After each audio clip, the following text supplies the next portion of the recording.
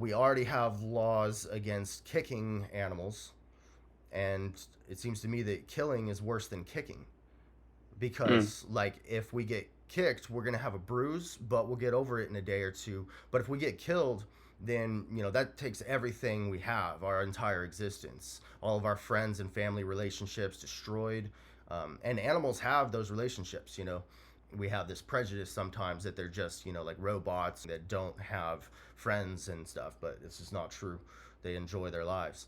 The penalty should be even worse. It's more harmful to kill than to kick. And they're killed when they're children. Pigs are killed when they're only 6 months old, and that's like killing a puppy. They have to be killed when they're children because otherwise the meat industry would lose money having to feed these animals for years and years to let them have a nice, long, happy life. Not realistic. This is a business, and they're looking for profit. Exploited.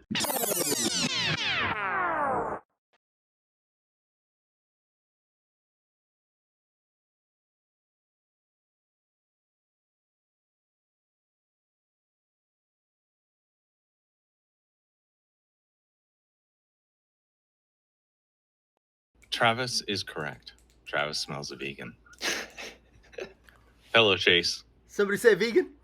Yes. Yes, we did. Travis smells a vegan. That sounds delicious. Oh, wait, you're talking about me? Yeah. I would be pretty delicious, though, if you ate me. Yeah, maybe.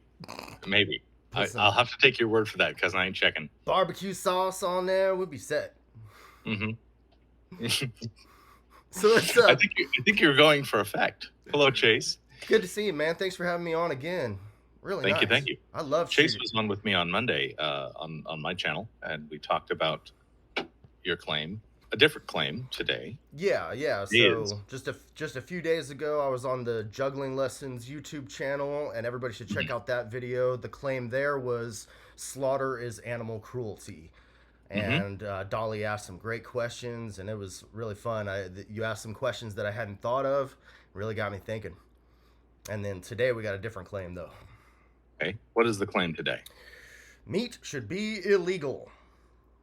Okay, Chase, thanks for talking with me about this. You too. So the claim, let me write it down, just because I don't want to misconstrue, and I want to make sure I'm getting it exactly right. Meat should be illegal? Yeah. Okay. All right.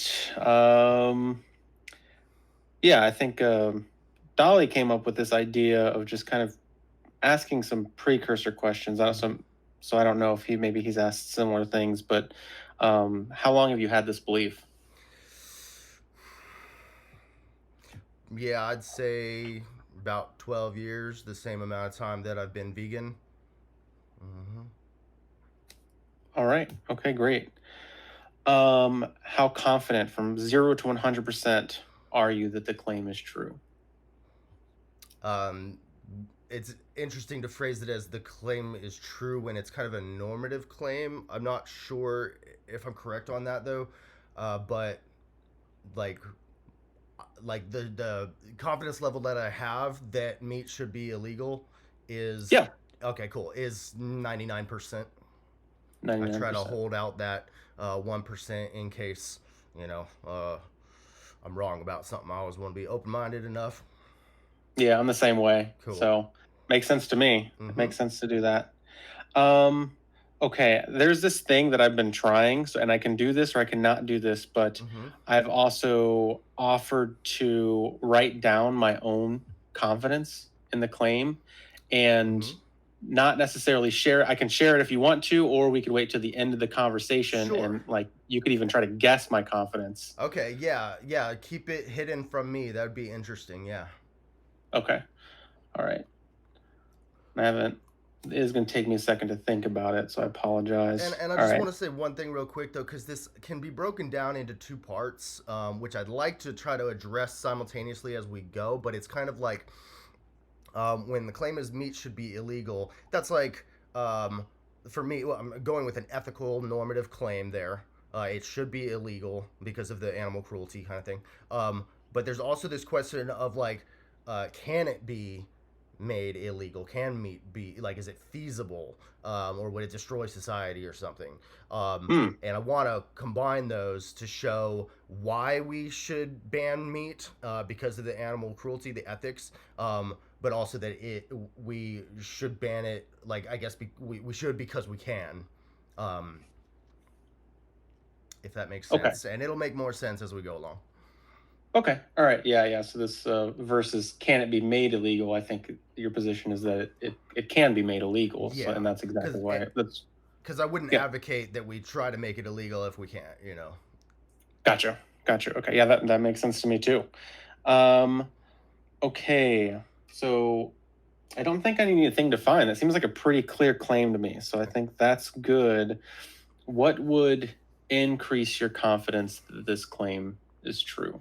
Yeah, I'd say if I saw some sample cities doing it, like small cities that implemented like an animal bill of rights that outlawed slaughterhouses and farms and any products being sold, any animal products, not just meat, because animals are killed for dairy and eggs as well, when they're children. So just to be clear on that, but we'll just stick with meat for right now. So, Okay, all right. so if I were to see a small, what would most likely happen is like a small progressive city like Berkeley, California, or something, in maybe 5-10 years, something like that, and is my guess. And if that, especially if we saw it working, for multiple years, and there wasn't like some instant economic collapse or, revolt from angry meat eaters who, took to the streets to get their dead animal bodies back. Okay. But I don't see it as likely because we have alternatives, alternative. Yeah, that makes sense. You mentioned working. I'm wondering if you could elaborate, like what would indicate to you that it was working? Basically, just that the laws were clear and, as intense as I need them to be, as the animals need them to be. So an animal bill of rights would mean no slaughter at all, right? And thus no animal products being sold. And so I got lost. What was the question again? Just what you meant by working. So what would you want to see Okay. from the sample city that's doing this? Yeah, what? so where the laws are clear and strong, and they're being properly enforced, and that the general population is taking it well, or well enough that they're not revolting or anything like that. I think that would do the trick. Okay. All right. So if there's no economic collapse, the laws are clear and they're well defined. I think you said intense. Did I get that right, or is that the wrong word? Yeah, I just mean like a strong level of defense for the animals, Okay. Okay. And then also the population is taking it well. If these things are being met, then your confidence would increase that the claim is true. Yeah. Also, though, I will say as a side note that I'm not sure if our economy deserves to stay up if we're building it off the backs of these animals. So there's Okay. that to consider. But what's probably going to happen is a gradual transition through more vegan products being bought and then sold, more availability at restaurants and grocery stores, and it becoming more of a social norm to stand up for animals instead of hurting them, and then progress will spread from there, I think. Okay. All right. What about decrease? What would decrease your confidence? I would say my confidence would decrease if I were shown substantial scientific evidence that humans needed to eat meat in order to be healthy, and that's not the case at all. I have quite the opposite. And or if I was shown scientific evidence that meat was better for the environment than plant agriculture, which is just that's ridiculous, and I can give you stats on that later. But Or if I was convinced somehow that animals don't feel pain or value their lives, or they weren't sentient, or that animals didn't actually exist at all, and I was just hallucinating. Hard solipsism, I'm being tricked by some demon, but not likely. So, Okay. All right. I'm wondering if the reverse of what would increase it would also decrease it. So if we had some sample cities and right, the laws weren't clear, the population wasn't taking it well, these might also decrease. Yeah, that might also decrease my confidence. Now, what I might say is that if there's an initial problem like economic or social disharmony, uprising, then I'm not necessarily saying that meat shouldn't be made illegal, but just that maybe it shouldn't be made illegal as soon as we thought, or as soon as I wanted, or as soon as the animals deserve, because so maybe we need to wait an extra 10, 20, 50 years. Like, that'd be messed up though, but is what it is, if that's what happened. Okay. All right. Yeah, that makes sense. Yeah, you're being really clear. So what information do you have that convinces you that this claim is true? I think it might be good to phrase it as like that this is a good belief, as opposed to that this is true because it's a normative claim. I'm not Okay. sure if I'm right though. I don't know what your thoughts are on that. I mean, I was going to change it to just correct if that would help you. Correct. Again, it's kind of subjective. I'm Again, like what you think is correct, but I don't know. So you said good. Yeah, You a would good prefer belief. What? Okay, a good belief. Okay, gotcha. Yeah, I mean, like, I just don't like getting bogged down in the semantics, but we can use good. Sure, and I don't mean to either. Okay, so the question was again what now? What information convinces you, or even gives you that confidence level, that meat should be illegal? Sure. So we look at, just like with ascribing human rights, it's the same kind of process where we combine science with philosophy. So we use science to see that both humans and animals are sentient beings, and we are animals, we're mammals. So we all have brains and nervous systems, and therefore are conscious sentient beings who can feel pleasure and pain and have a desire to stay alive. So it's on that basis then that you go into philosophy and the ethics and say, okay, well, based on the science, should I care about the well-being of humans and animals, or if I do, just kind of instinctively or intuitively, or because I was conditioned to, is it good to care about the well-being of humans and animals? And if so, how can I make that increase?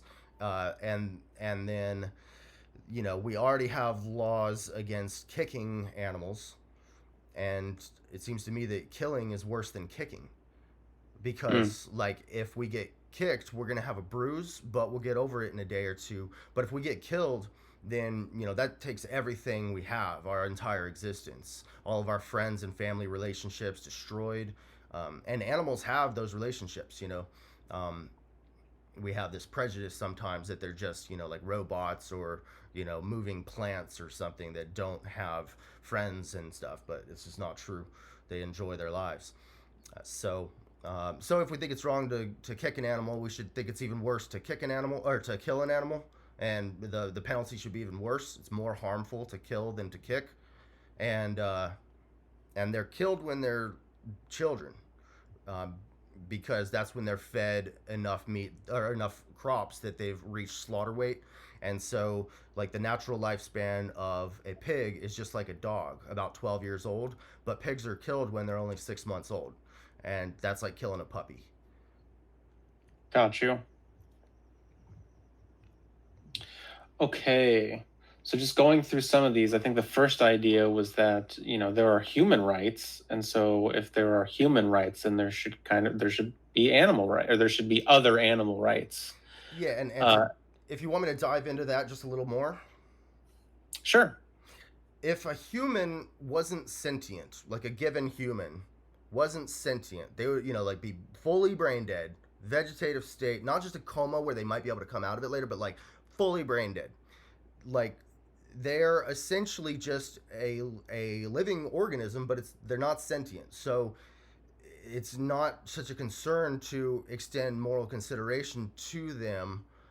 They're, but animals are sentient. It's obviously centered around this idea that they're sentient, right? Yes. That there's some level of consciousness, and particularly that those conscious states can involve pleasure and pain, as well as Yeah. something else that you Yeah, mentioned. and like if we found an animal who was not sentient, then we wouldn't need to extend moral consideration to them. And there might be cases of that, like bivalves or some kind of sea creatures, not like lobsters or crabs. Those are sentient, but maybe jellyfish or something like this. I'm not too sure, but and similarly, if we found a plant that actually was sentient, then we would try to extend moral consideration to that plant. If they had, despite not having a brain or nervous system, if science showed us that this plant was somehow sentient. Yeah, and this is completely hypothetical, but I am wondering how you would respond to that situation. This is obviously, Sure.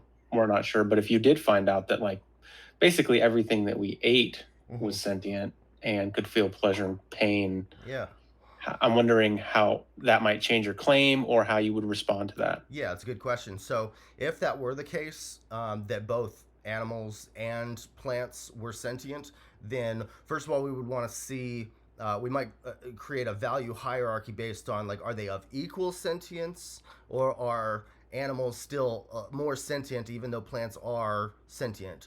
Or, another thing would be maybe lifespan, so does the plant live longer than the animal? Then we might want to value the plant more. These kinds of things. I can get into that later, more of a value hierarchy system. But the other thing to keep in mind here, though, is that if plants were to, if we discover that plants feel pain or sentient, the thing to do would still be to go vegan, because we have to eat plants in order to survive, but we don't have to eat animal products. And it takes 25 calories of plant foods to make 1 calorie of beef, according to Yale University. 25 calories of plants to make 1 calorie of beef, because the farmer has to feed the cow every day for 18 months to get them up to slaughter weight. And so just imagine a giant pile of grains and grass that was fed to this animal to get a tiny amount of meat. So more plants are killed in the creation of meat, dairy, and eggs because of these animals eating the crops. So if we care about plants, we should eat them directly, since we have to, rather than filtering a bunch extra through livestock. So there's this consideration also of necessity. So we might figure out, and you would mention that also in it decreasing. If you found out that humans really needed meat, which you don't think they do, right, but if you found that out, that might also change your confidence level. Mm-hmm. Okay. All right. Let's see. Yeah. I only have a little bit of more time here. So I think there's this, I'm trying to form something around this idea of like, we don't kick animals. So obviously we shouldn't be turning them into meat, because that's like worse, right? Yeah, because like current methods of slaughter are a gas chamber for pigs, and they scream and thrash around as they burn from the inside. Birds are dragged through an electric bath of water to stun them, and cows are bolt gunned in the head to render them unconscious, which doesn't always work. I've seen a cow get bolt gunned 30 times and was still conscious, vomiting through her nose. This was a dairy cow, puking and screaming and freaking out, and then they finally just slit her throat. All the animals get their throats slit when they're children, and even the mothers are young, and then they sent that off as ground beef for the school lunch program for the kids. Yeah. So method seems to also be a big factor here as well. Yeah, but there's no such thing as humane slaughter as well, if you want to dive into that. Okay. Yeah, I would. I definitely agree with that. I'm wondering, this may be totally irrelevant, but I just want to bring out this idea of, this is obviously not what we're doing, but the idea of euthanasia. It seems like, I think maybe you will or won't agree. Do you think that we could end the life of something ethically? Someone? Do you think that? Okay. All right. I was just wondering. Someone, just because I don't want to objectify them. These animals are individuals who care how they're treated. They're not just an object like someone. But I understand that's how we've spoke about them. But anyway, so sorry, what was your question? It was just basically, do you think we can end the life of a being ethically? Okay, so like I put my dog to sleep when he was 14. Super sad. Right. But it was because it was a mercy killing. I was doing him a favor because his quality of life had deteriorated to the point that it wasn't worth living. He was in pain and this kind of thing. So, and I would want someone to do that for me as well. So I support euthanasia when it's real euthanasia, but that's not what's happening in slaughterhouses. That's also not what's happening in dog shelters and cat shelters. They're being killed at a young age because people won't adopt. They're buying pets instead. So adopt, don't shop. But so that's not what's happening in slaughterhouses, though. They're being tortured and killed at an early age, and they smell the blood and they see their dead friends in front of them, and they hear the screams, and they know what's happening. They know what's coming. You can watch the movie Dominion, starring Joaquin Phoenix, on YouTube, Dominion, and see the truth, undercover investigations. But even if they were killed quickly and painlessly, that's still murder, right? We wouldn't want it done to us, so why call it humane? It's like if I shot you in your sleep in the head, no pain, no fear. Well, yeah, that's better than torturing you and killing you slowly, for sure. But there's a third option of just letting you sleep and then wake up and have your life. So that seems to me to be the more moral option if I don't need to kill you. So we have to consider the will of the thing as well. It sounds like that's of the being, yes. Of the being, right? Yeah, we have to consider the individual, yeah. Right. Okay. I would even go so far as to say the person. Like animals should be given legal personhood. That doesn't mean So I say animals are people. They're just not human people. All right. By person, I just mean a conscious individual who cares how they're treated. Right. Right. Okay. I think maybe just one more question, going back to this idea of necessity and eating what you need. I'm also wondering if it would change your confidence, or if you've done any research regarding the differences that humans have in terms of potential diets, and if there's a consideration. And so would you say that no humans need to eat meat? Correct. Unless you're like, stranded on a desert island, that kind of like this island behind me here, right? But no, so like the science is very clear on this. The Academy of Nutrition and Dietetics is the world's largest organization of food and nutrition experts with 100,000 registered dietitians and physicians.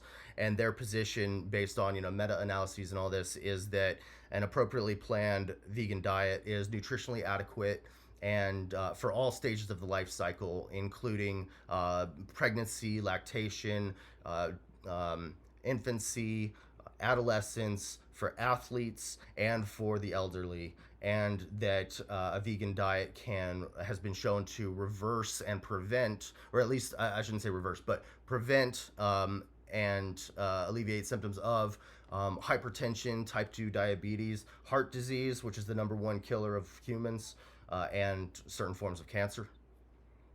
And this is also backed up by the British Dietetic Association, the Harvard, Yale, the United Nations, etc.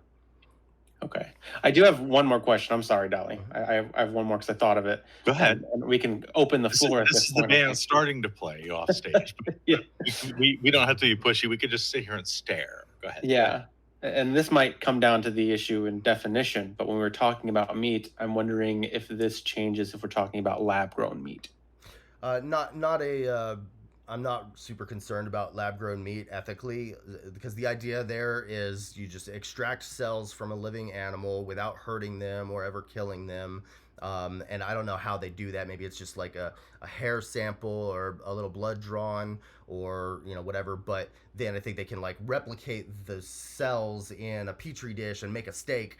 And then I think they could even like make a whole bunch more steaks than that cow's body would have produced, because they can replicate the cells or whatever. So, do you think that meat should be illegal? No. I mean, that's not, because slaughter is animal cruelty. Like, that's the reason I want meat illegal.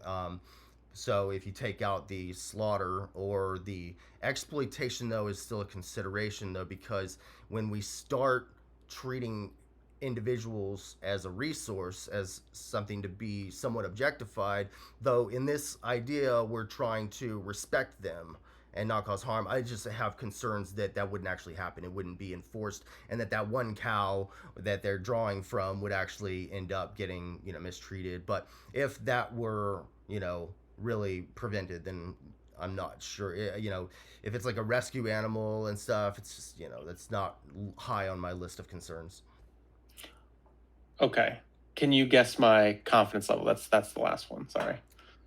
Well, I don't really know you, but so it's hard to say either way where you started or where you ended.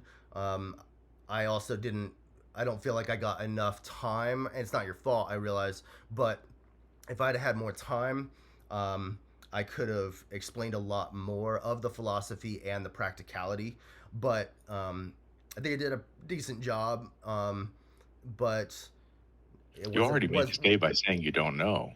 Yeah, true, but I'm trying to gauge, like, where you might have started and how convincing I might have been, to see where you ended up. And the fact that you guys are all street epistemologists, leads me to believe that you're open-minded and eager for truth, and I think you guys care about ethics, because it seems like, most of I don't know, like, we are a low control group, therefore yes and no along a bell curve. Yeah. So there you go. So I guess I would say maybe you probably started at a low confidence and ended at a medium low, because you probably need to see more evidence about the health and the environment, and you might need to see some slaughterhouse videos, like, again, watch Dominion on YouTube starring Joaquin Phoenix.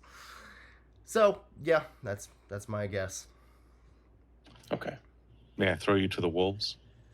One at a time in a fenced enclosure with protections. Come on. And Chase, jump in with us. David, jump in with us. This is the panelists in the audience now asking the questions. Sure thing. Yeah. Do you want me to read this particular one out? Oh, sure. Go ahead. I don't know how this works here, so yeah, I'll just give me guidance and I'll just follow. Rosemary Fellner, I hope your name is pronounced correctly there. I'm wondering how Chase would want to handle a case where a doctor says a person has nutritional needs that can better be met by having meat. Yeah, so it's basic. Okay, yeah, so food allergies was listed there as well. So I'll say one thing, that I got a friend named Dale Hendrickson, who is a cartoonist for The Simpsons. Really cool, and he's vegan for the animals, and he has like 50 different allergies. He makes it work because he's so against slaughter. And it's a pain in the ass taking him to a restaurant, because we gotta like spend. He's like asking the waiter, like, okay, we gotta get it without this, that, and the other thing. And so he just kind of figured, well, I've already got to eliminate a bunch of things from my diet because of these allergies. I might as well just add meat, dairy, and eggs to the list so I can save some lives. Not a big deal. But if somebody had an actual and I'm not aware of any medical condition, and I've done research, but if there were a medical condition where someone required animal products, then pending that person is not a total jerk, like a serial killer or somebody who, whose life is probably not as valuable as a pig or a dog, somebody who's out there causing mad harm, child abuser or something, right? You can give more preference to those animals because they're innocent and gentle. But pending the human was, a good person and these kinds of things, then I might say that that's a case of survival, wherein the situation is much different. It might still be immoral to kill, like under my framework, it might still be immoral to kill someone even if I had to, but at least it's understandable, because it was a survival situation. But that's way different than killing for a snack, Stephen asks, how do we define sentience? And Travis asks, why does sentience matter? Do those make sense as one question? Yeah. I guess I thought I had answered it earlier. Maybe they didn't see that part, or I'll say it again. Is that sentience? I might also have been. I'm hitting questions from a while back. Okay, that's cool. Yeah. Selecting people. Okay, good to know. Thanks. So yeah, sentience is the ability to have a subjective experience of life, to have preferences and desires, to care how you're treated, to be conscious, to be able to feel pain and pleasure and these kinds of things, and that is brought about by having a brain and nervous system. And why should we care about sentient beings? Because that's why we care about us, like ourselves, because like we wouldn't be able to care if we weren't sentient. And humans, we care about them because they're sentient. If they weren't sentient, they would be like a plant, and it would not be necessary to really care for them because they wouldn't care how they're treated because they wouldn't have a brain or a nervous system. Gina asks, what would the moral opponent say about making meat illegal? And do I need to expand any of those terms? No. What a moral opponent is? No.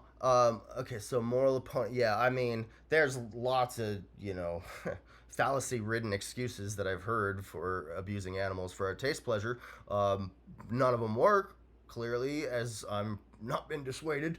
But okay. But none of them are compelling to you. Mm-hmm. No, I mean some more so than others. I'd say the strongest argument is that there's no ethical consumption under capitalism. Mm-hmm. But there's a lot of problems with that. I don't know if I can give a quick list of that if you like.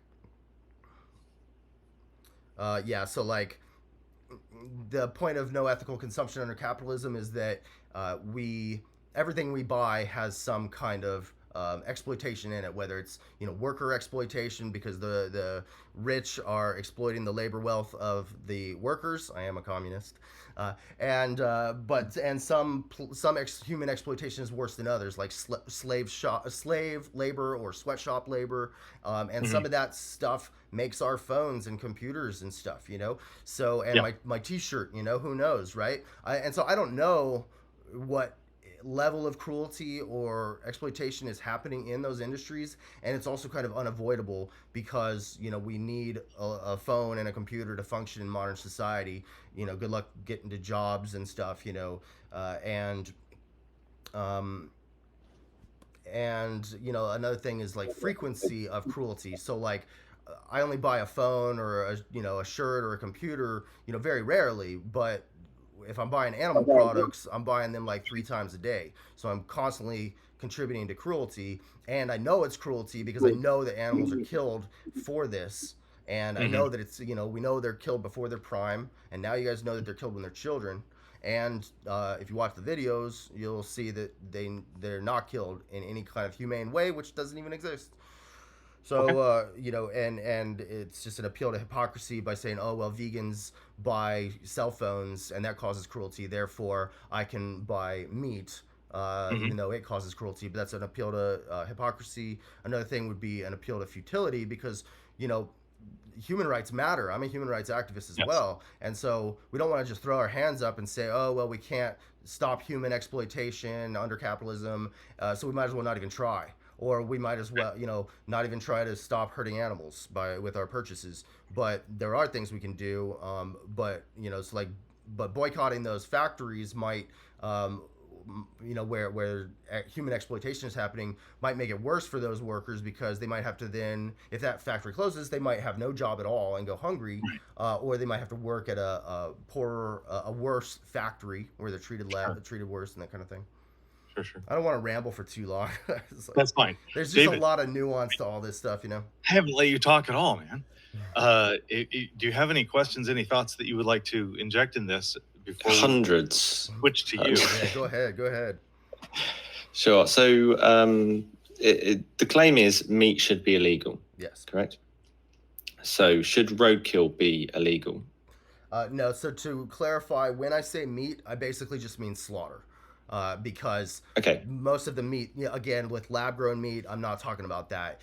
I think the best thing to do if you find some roadkill is, maybe move it off to the side, and maybe let wild animals who need to eat flesh eat that dead body rather than you. because also it can, when we eat their bodies, it kind of reinforces the message to society that animals are objects or that they're food, and that might, just lead people to actually buying from slaughterhouses. But that might be a slippery slope fallacy, and so I'm treading cautiously on that. So it's not a huge issue if you want to eat roadkill. It's pretty gross and it's bad for your body. When my dog died, I had no desire to eat his corpse. Seems pretty weird, but I'm not sure it would be unethical. But it sure does stretch the heck out of the Overton window. If we don't get the emotional impact of what you're describing, we're not paying much attention. Yeah, I wanted to share this comment. I wonder if you would know anything about this, Chase. Dominion isn't based on American slaughter. Temple Grandin reformed it a long time ago. I want to say something before I answer that question, so keep it up on the screen because that's good.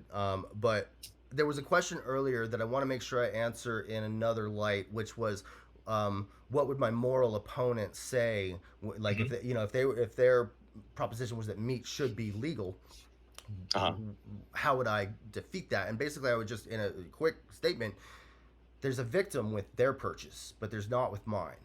So that's the difference. You have the right to do whatever you want until you start harming others, and that's where we draw the line.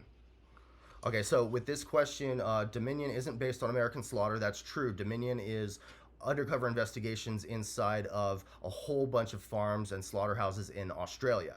And there's a map of all of these farms and slaughterhouses. They published this map, the activists, so that everybody can know where all these places are, and it's listed like this is this farm, which is right here on the map, and here, look at all this cruelty, right? But yeah, I've got thousands of hours of factory farm and slaughterhouse footage from all over the world, including the great USA here, which is why I am not a patriot, because of what we do to these animals and what we've been doing to humans as well. But in any case, so Temple Grandin, so that's basically like animal welfare as opposed to animal rights or animal liberation. So animal welfare is talking about like bigger cages, and so that often is, that's all they get. So like a little bird, these birds, these chickens laying eggs and stuff, battery cages. They get this much space, and then we pass a big legislation thing that most people support because they're against animal torture, and they think this is helping a little bit, but the cage goes from here to here. You get an extra like 6 inches, boom to boom. Now that's better, isn't it? Because now you can actually spread your wings while you're suffering. Okay, but that's not cool, right? So Temple Grandin did stuff like that with cows mostly, and it might have made things a little better, but they're still suffering immensely and being killed when they're children. And they have to be killed when they're children because otherwise the meat industry would lose money by pouring feed costs, having to feed these animals for years and years to let them have a nice, long, happy life. Not realistic. This is a business, and they're looking for profit. They're exploited to a bottom line. Yeah. That's just how it is, and it's, you'd have to be really specific about what you wanted different if you wanted to introduce something additional into something where it's a competitive bottom line thing, because everybody needs to ride that line to be in business. Yeah, and I talked earlier about how the natural lifespan of a pig is 12 years, but they're killed at 6 months old. Natural lifespan of a cow is 25 years old. They're killed at 18 months, just a year and a half old. And birds are killed for eggs and meat. These chickens are killed, their natural lifespan is about 10 years, 12 years, and they're killed when they are about a month old. Okay. Quayd, do you see any other questions that we should bring up? No. Okay. I'd like to ask the audience. I'd like to poll the audience a little bit. And without necessarily telling us what your position is, can I say one last closing statement? Okay. If you don't mind, I don't want to. I think we are still talking about the topic, so yeah, you can say whatever you want. Okay, because I know I talk a lot. I annoy myself with this shit. Okay, you can have a last word, and then I'll do my poll. Okay, cool. So I just want to give a quick thought experiment. Hypothetically, imagine that aliens exist and they're smarter and stronger than us, like to the degree that we're smarter and stronger than animals, they're smarter and stronger than we are. These aliens, they come to Earth, they start to treat us the way that we've been treating certain animals. Maybe they make some of us pets, treat us nice, but most of us they put into factory farms and slaughterhouses, and they enslave, torture, and murder us. They cut off our testicles with no painkiller because that would cost money.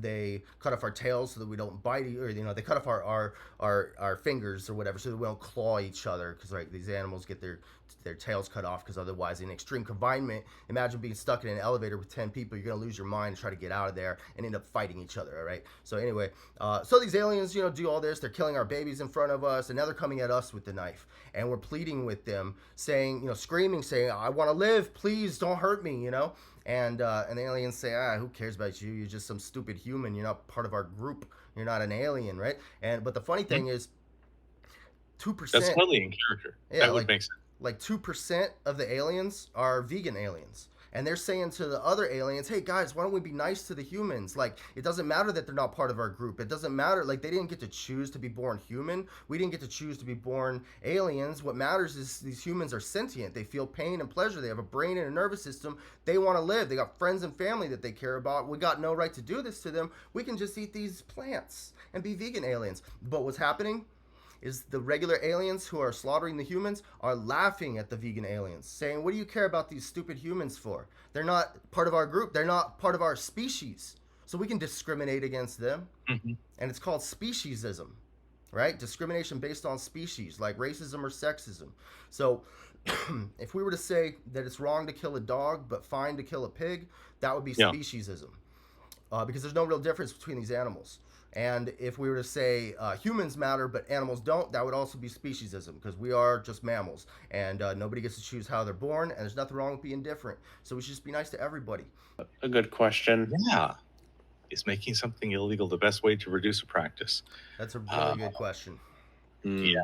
So so there's US. Unless somebody else wants to answer that before I do my thing.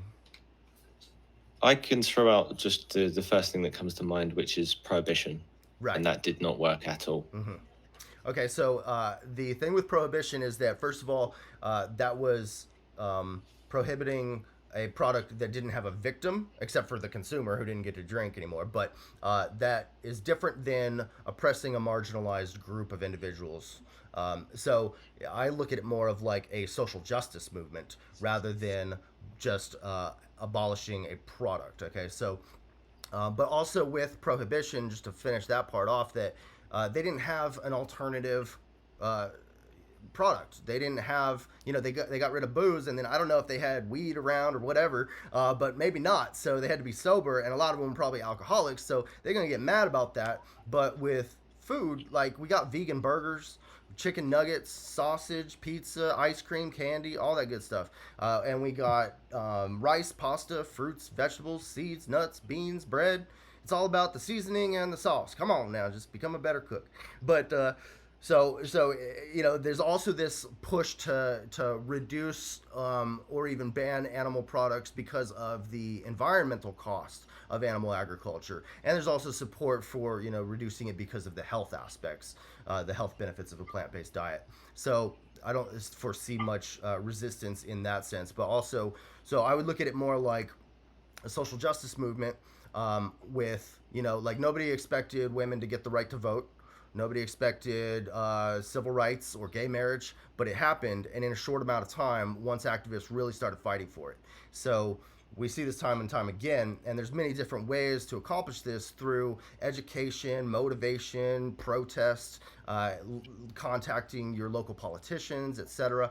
And then the society starts to change, and once you get enough people, and we don't even need like 51% of the population to make this happen. Well, like, look at the California fur ban. We already banned the sale of fur in California because of the animal cruelty. It started in a small city of West Hollywood, and then spread to Berkeley, California, and then San Francisco, Los Angeles, and then we took over the whole state. And that was a $40 million per year industry, and we beat it with like 300 activists. And then other states are starting to introduce similar anti-fur legislation, and many many countries have already banned fur.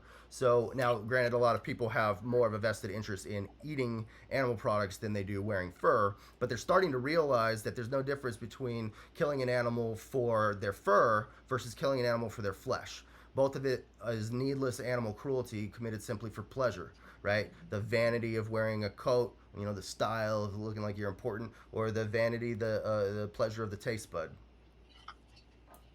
I do want to just briefly remind anybody who is thinking about calling in that this isn't a debate show. You can debate in the comments. Oh, yeah. It's not a debate show yet, anyway. Yeah, it might be. We'll try to avoid that. Yeah. We try to. It is just to ask questions and to try to understand. So. Mm-hmm. Yeah, I don't know how you guys do it, honestly, because when I hear somebody preaching about something, I gotta I want to know more. I'll ask some questions. I love SC. Don't get me wrong, but I'm like, I got some things to say about this. I just do both. That's how I get it out of my system and other platforms. And then, yeah, you get the editor who's willing to let everything go. Go ahead, David. I was only just going to pick up on something. Quayd brought it up with you earlier about the social and economic circumstances possibly superseding this particular social justice would be dependent on social cohesion, which is the thing you're trying to achieve. And obviously, if they go in the opposite direction, you said it's not possible. We'll wait longer. Is that roughly what you said? Yeah, I mean, if I gotta work within what's real and practical, though. A lot of times, the harder we push, kind of fake it till you make it kind of thing, where you talk about full animal liberation and you fight for that rather than fighting for incremental steps, as incremental steps naturally happen, right? But you're pushing for the full justice is the thing. But it's going to be it's going to be a slow progression. It's not like we're going to be able to ban meat overnight, but it's going to happen. My friend makes the claim that he would prefer these animals to be extinct rather than suffering. Yeah. And would you agree with that? Definitely. Okay. I can explain why. The second claim. I can explain why real quick if you want. Sure. Okay. Yeah. So I only care about individuals who actually exist right now. I'm not gonna have any kids. And it's lovely. But I'm not harming anybody by not having kids. I'm not, taking away someone's life. They don't exist. They were never born. But these other individuals have a vested interest in staying alive. They care about their experience. And to cut it short would be cruel. Okay, so the second claim feeds on the back of that and is another friend. I'll have to word this in a particular way so that you just think they're sort of friends that are talking. So another friend said the most financially sustainable long-term economic model for funding the livelihoods of animals, whatever that livelihood may be, is to sell their meat at the end of their life. So that could be not young kills, but it could be old kills, and those are two opposing claims. I didn't know what you made of the second claim. The only way I would be okay with that, is if they were like rescued animals. So what we do already is we rescue animals from factory farms and slaughterhouses, transport them to an animal sanctuary where they get belly rubs until they die peacefully in their sleep, or we euthanize them once they need a mercy killing. At that point, I don't know what most sanctuaries do, if they usually just, give them a nice proper burial out of respect for the dead, or if they feed, maybe if you rescued a cow and they die naturally of old age, I don't know if humans would want to eat old meat, for one. It might not be good, but also you feed that to rescued cats, right? Rescued carnivore animals who need to eat meat could then eat that, but really dogs and cats can be healthy on a vegan diet as well. Science is clear on that. You can look it up.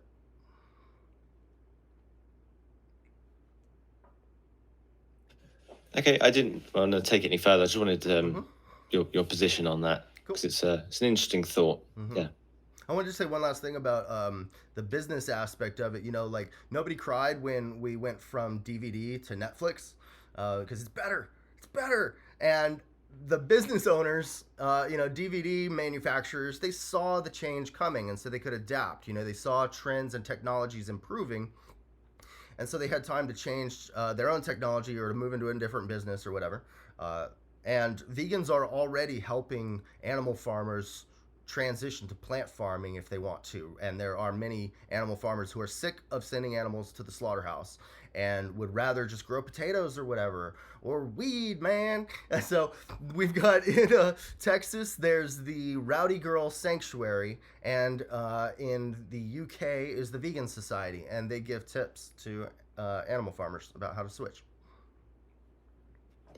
Can I throw something out there as well? I don't want to. If somebody else has got something to say, then you can say it. But I want to really sort of pinpoint something within your own epistemology. So I've heard you several times so far use the words "nobody claims" for several different ideas that you've put forward. It's an exaggeration, yeah.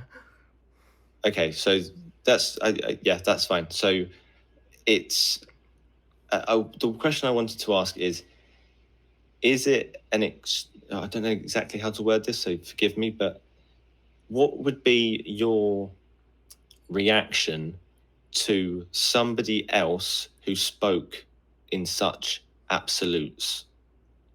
It depends on the issue.